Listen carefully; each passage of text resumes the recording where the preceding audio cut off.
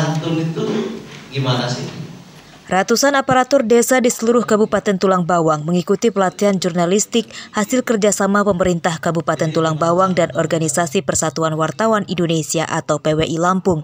Nah, jelas sudah serahin aja ke polisi. Profesional, maka konstruksinya melalui undang-undang pers. Pelatihan tersebut diadakan setelah banyaknya aduan dari aparatur desa yang mengaku resah dengan oknum-oknum yang mengaku sebagai wartawan. Mereka datang dengan mengancam dan meminta imbalan tertentu. Mungkin cara mengidentifikasi wartawan, mana yang wartawan profesional, mana yang tidak, mungkin itu tadi Pak ya. Peserta mendapatkan materi penulisan berita dan jurnalisme pada umumnya. Mereka berharap bisa menulis terkait potensi desa, sekaligus tahu cara menghadapi oknum wartawan abal-abal dan kemana harus melapor. Kayak wartawan, dia bilangnya wartawan udah resmi, tapi begitu kita tanya gini, kartunya ada. Terus nanti ujung-ujungnya minta uang. Kita kan bingung juga karena nanti kalau nggak dikasih kita laporin nih ke polisi.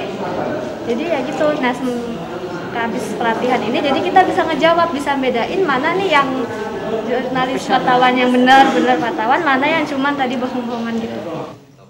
Pelatihan dipusatkan di sebuah hotel di wilayah Desa Dwi Warga Tunggal Jaya, Kecamatan Banjar Agung, Tulang Bawang. 2 pemateri dari PWI Lampung dihadirkan dan berharap pelatihan bisa bermanfaat. Banyak keresahan ada orang-orang, sekelompok orang yang selalu kerap mendatangi desa-desa, tapi menjual nama profesi wartawan. Tapi sikap, perilaku, dan tata kerjanya tidak menunjukkan itu adalah kerja-kerja wartawan. Sehingga menjadi resah, entah orientasinya apa, tapi sudah mengganggu dan meresahkan kerja-kerja aparatur. Sehingga bukan kita berorientasi membackup desa, bukan, tetapi bagaimana meluruskan. Keresahan masyarakat desa itu pers juga punya tanggung jawab. Selain aparatur desa, keberadaan wartawan abal-abal juga sempat meresahkan para guru di Kabupaten Tulang Bawang. Pertengahan tahun 2020 lalu, belasan kepala sekolah SMA di Kabupaten Tulang Bawang sempat mengajukan surat pengunduran diri ke Dinas Pendidikan Kabupaten Tulang Bawang. Penyebabnya adalah mereka kewalahan menghadapi oknum wartawan dan LSM yang setiap harinya bertamu ke sekolah dan ke rumah untuk meminta uang dengan dalih sedang liputan. Mustaqim melaporkan dari Tulang Bawang. Bagaimana kita sekarang 55.000 media online.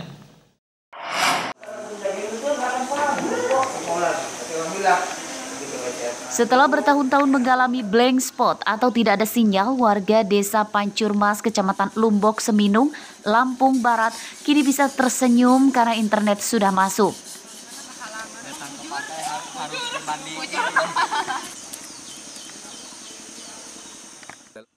Pada Rabu siang, sekitar 500 jiwa warga desa mulai bisa memakai sinyal internet setelah Kementerian Kominfo memasang menara internet di wilayah mereka. Menurut warga, selama bertahun-tahun mereka harus mencari sinyal hingga sekitar 3 km lebih ke atas gunung dengan kontur jalan rusak dan cukup ekstrim. Namun kini mereka senang akhirnya bisa merasakan internet dan desanya tidak dianggap terbelakang lagi dengan adanya perhatian pemerintah. Dulunya kan nggak ada sinyal sama sekali kalau di bawah punya aku. Sekarang udah ada. Jadi kalau nelpon nggak harus naik ke atas. Di rumah aja bisa. Di rumah aja udah bisa. Jadi lebih mudah nelpon orang tua di rumah, keluarga di rumah. Seneng, nggak perlu jauh-jauh lagi sekarang. Kalau dulu kan kalau mau cari sinyal jauh harus ke Kukusan dulu. Terus sekalinya kalau mau sekolah juga harus jauh di sini. Sekarang udah ada di sini deket depan rumah. Nyampe ke rumah juga ya? Iya. Aparatur desa mengatakan rencana pembangunan menara internet itu sudah dimulai pada 2020 lalu. Warga diharapkan bisa memanfaatkannya untuk belajar, berkomunikasi dengan keluarga, hingga jualan daring. Yang paling utama komunikasi lancar, kemudian juga kita tidak tertinggal lagi apabila informasi, khususnya kayak kita masyarakat Pancurmas itu harga kopi, harga kayu manis, ibaratnya bisa online tanpa harus kita dimonopoli oleh tengkulak ataupun bos-bos yang ada di bawah. Artinya informasi terbuka bebas. Jadi kita punya barang, tinggal siapa yang berani harga mahal tinggal ditarik angkut. Sejumlah permukiman di Kabupaten Lampung Barat sebagian besar berada di tengah perbukitan yang berbatasan langsung dengan hutan lindung Taman Nasional Bukit Barisan Selatan. Infrastruktur telekomunikasi di wilayah ini minim dan hanya tersedia di wilayah pusat kota saja. Rosandi melaporkan dari Lampung Barat.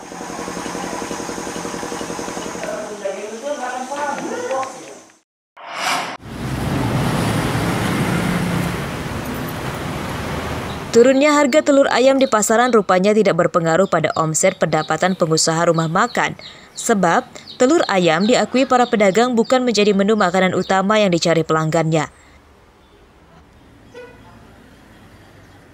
Di antaranya terpantau di sejumlah rumah makan masakan khas Padang di Jalan Hayam Wuruk, Kelurahan Kebon Jahe, Bandar Lampung pada Rabu siang. Menurut pedagang, turunnya harga telur tidak berpengaruh pada ramainya kedatangan pengunjung di rumah makan. Meski harga telur ayam turun, mereka tidak menurunkan harga makanan lauk telur kepada konsumennya. Enggak, biasa aja. Biasa aja. Ada peningkatan tapi, Mak? Enggak, biasa aja. Jadi enggak berpengaruh ya, Mak? Enggak. Dengan turunnya harga telur ini? Enggak. Kalau daging tuh baru ayam yang mahal. Oh begitu. Telur nggak pengaruh. Nggak pengaruh ya, Mas? Kenapa? Pembeli nggak ada. Justru dengan pembeli menurun ya? Iya. Terus dibandingin harga di 23.000? 23.000 malah masih lumayan. Pembeli masih banyak yang berdatangan. Tahu nggak sih Bu penyebabnya apa? Penyebabnya PPKM mungkin ya, salah gitu. satunya. Harga telur ayam turun drastis dan sudah terjadi sejak sekitar 3 pekan lalu. Harga telur ayam yang dijual pedagang di pasar di kisaran Rp18.000 per kilogram. Harga telur ayam tersebut sudah turun sebesar Rp5.000 dibandingkan dengan bulan lalu yang stabil di kisaran Rp24.000 per kilogram. Arsadi Saputra melaporkan dari Bandar Lampung.